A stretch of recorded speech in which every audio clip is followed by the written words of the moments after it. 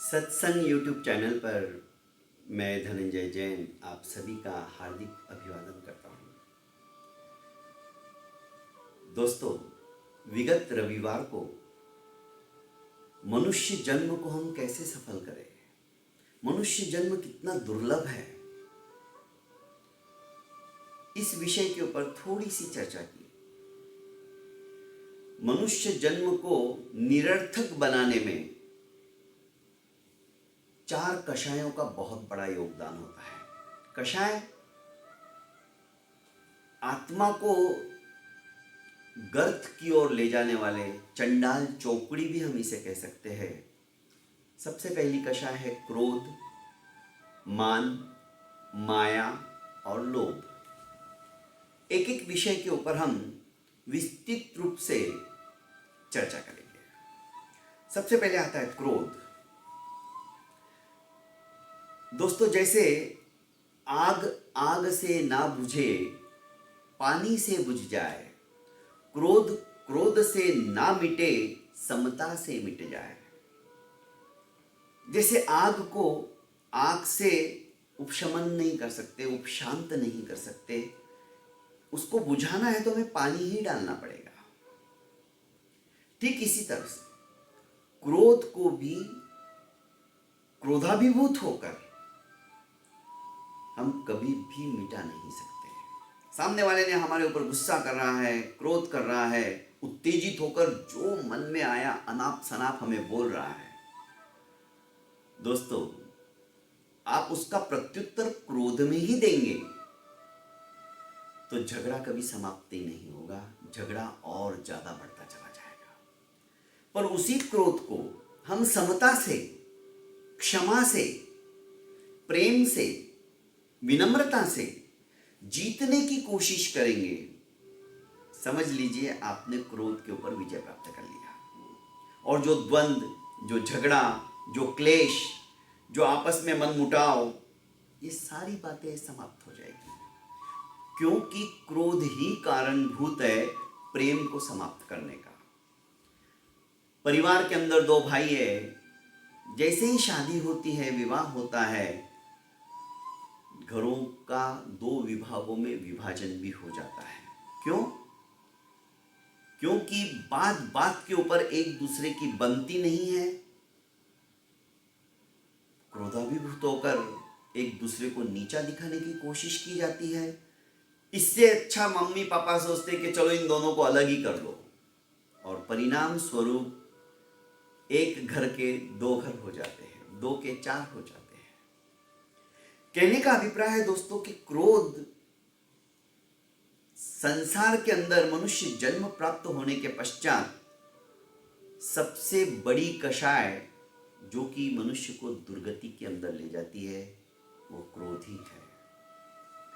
क्योंकि अनर्थों का जो मूल है वो क्रोध है। अनर्थों को आमंत्रित करने वाला क्रोध है।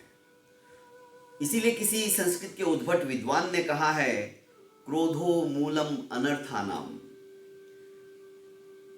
क्रोध संसार वर्धना, धर्मम क्षयकरः क्रोधस् तस्मात् क्रोध विनर्जयेत्। अर्थात क्रोध जो है अनर्थ का मूल कारण है, और क्रोध ही संसार के अंदर मनुष्य का परिभ्रमण करवाता है। ऐसे इस क्रोध को उपशमन करो, खत्म करो, क्षय करो इसका, क्योंकि क्रोध वर्जित करने योग्य है, उसको संभाल के रखने जैसा नहीं है। सबसे पहली कषाय दोस्तों, इस क्रोध को भयंकर से भयंकर उपमा देते हुए नीतिकारों ने, ज्ञानियों ने कहा है कि क्रोध इतने बड़े बड़े अनर्थ कर देता है, बाद में फिर पश्चाताप होता है। किसी इंग्लिश के सुज्ञ विज्ञ एवं सुक्तिकार ने बहुत सुंदर ढंग से अपनी भावों की अभिव्यक्ति देते हुए कहा है, anger begins in folly and ends in repentance. अर्थात क्रोध का जो प्रारंभ है वो मूर्खता से होता है और अंत पश्चाताप में।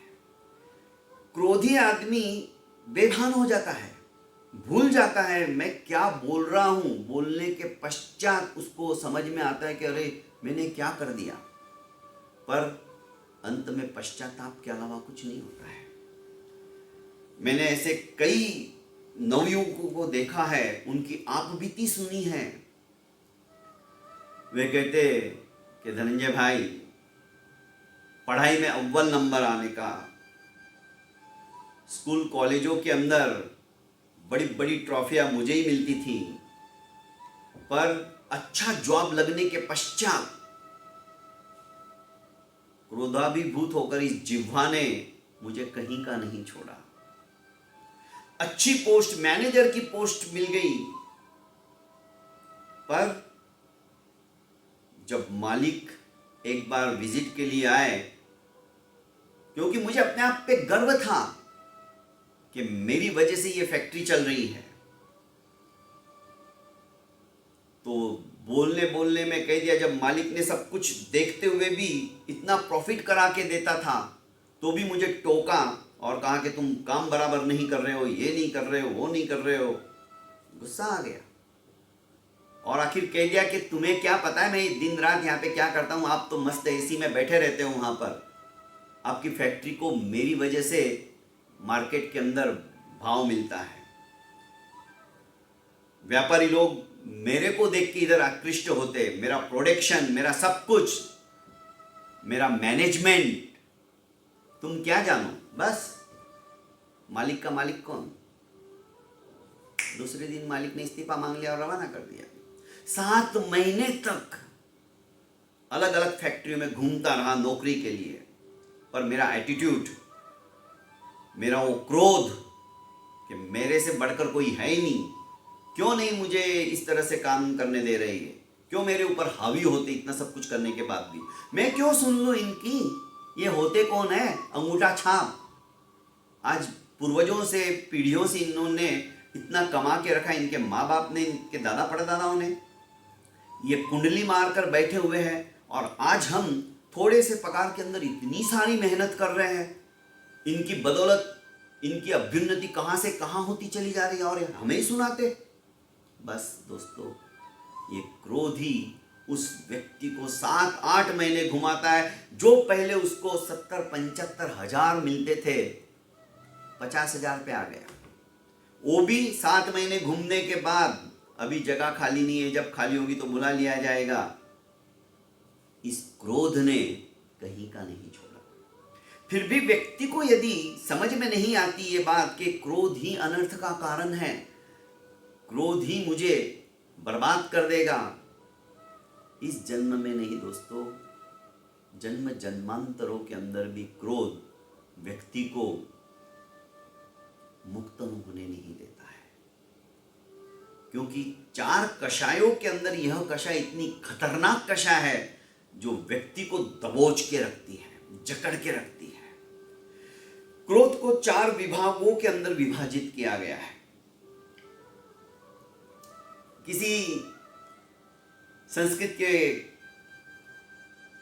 कवि ने भी कहा है, उत्तमस्य क्षणं क्रोध, मध्यमस्य प्रहरद्वयम्, अधमस्य त्वहोरात्रं, नीचस्य मरणत्वयम्। अर्थात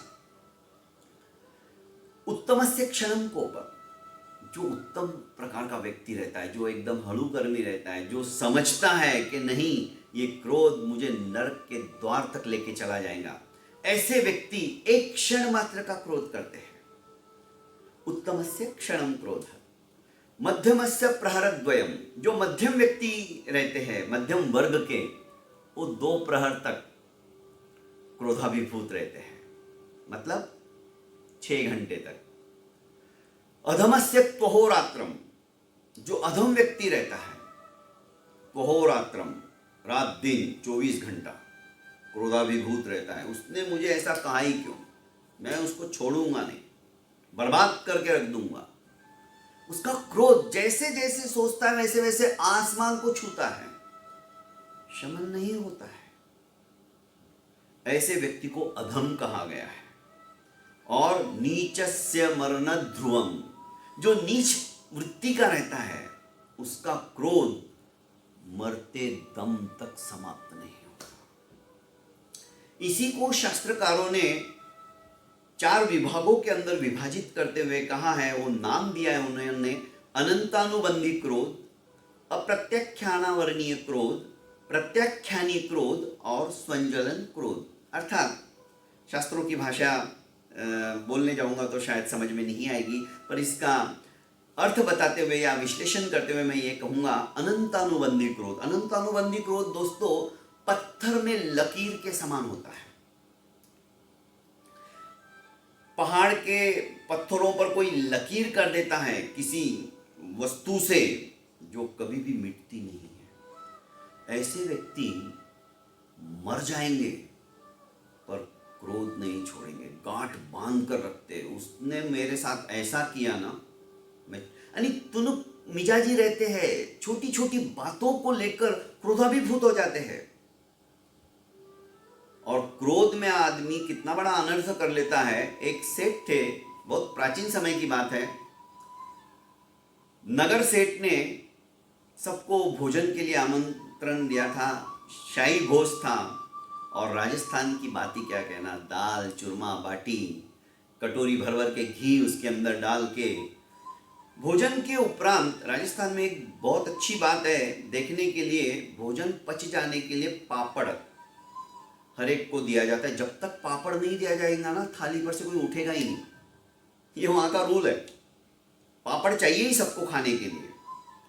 तो परोसने वाले ने, ये भी बराबरी की हैसियत से आने वाला सेठ था, परोसने वाले ने जो पापड़ दिया उसके हाथ से टूट गया, क्योंकि नाजुकी तो होते, टुकड़ा हो गया तो उसने टुकड़े रख दिए। बस इसको गुस्सा आ गया।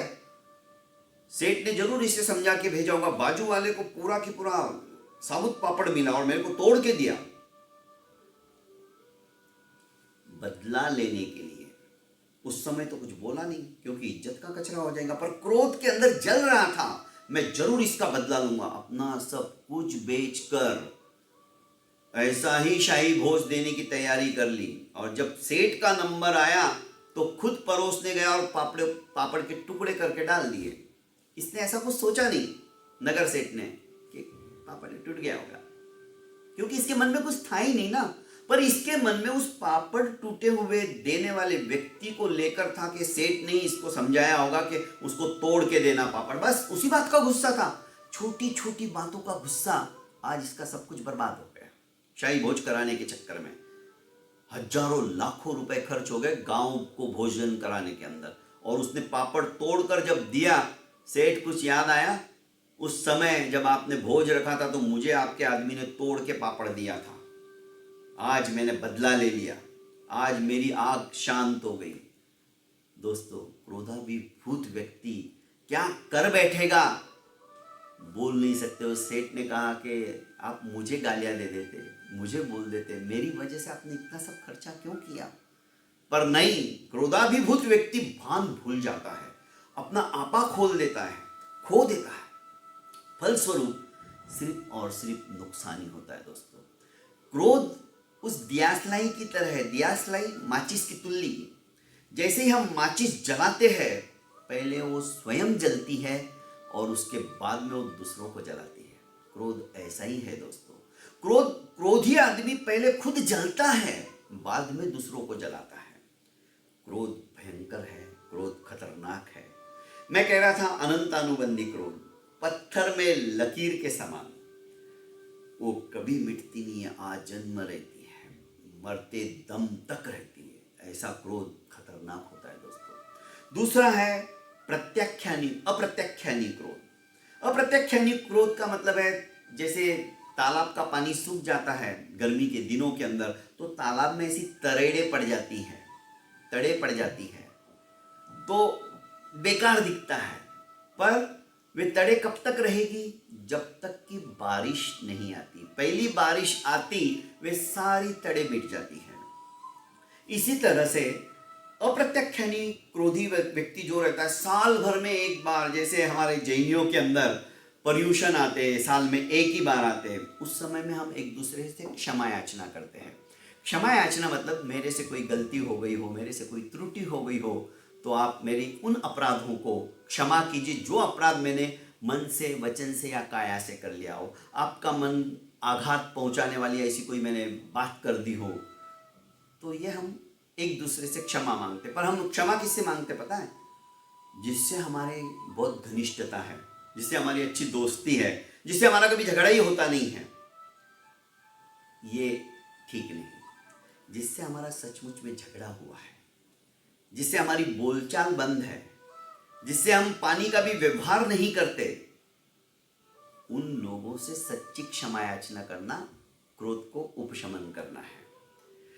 कहने का अभिप्राय दोस्तों, अप्रत्यक्षानी क्रोध जो है वो 1 साल तक बना रहता है। जैसे ही बारिश हुई, पानी आया, तालाब की तरेड़े मिट जाती है। इसी तरह से पर्युषण पर्व आए, संवत्सरी पर्व आया, तो उस समय अंतर मन में एक भावना जागृत होती कि अरे नहीं, मैंने गलती की है, ठीक है, उसकी भी गलती है, तो मैं तो बड़ा हूं, मुझे क्षमा कर देना चाहिए। मैं छोटा हूं तो भी मैं छोटा हूं तो क्या हुआ, वे बड़े हैं, उनका अधिकार है मेरे ऊपर क्रोधाभिभूत होना।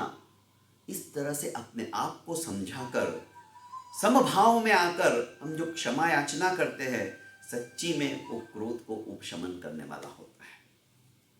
तीसरा है प्रत्याख्यानी क्रोध। प्रत्याख्यानी क्रोध होता है रेत में लकीर के समान। राजस्थान के अंदर आज भी रेत के बड़े बड़े टीले रहते हैं। यदि कोई बच्चा रेत में लकीर करता है या हम भी लकीर करती है, वो लकीर कब तक रहती है? जब तक कि हवा नहीं आती, अंधड़ नहीं आता, तूफान नहीं आता। हवा चली और रेत की लकीर वापस मिट जाती है, पता ही नहीं चलता किसने लकीर की थी यहाँ पे, क्योंकि रेत में लकीर कब तक रहेगी, थोड़े ही समय में वो वापस सही हो जाती है। और चौथा जो क्रोध होता है दोस्तों, वो होता है स्वंजलन क्रोध।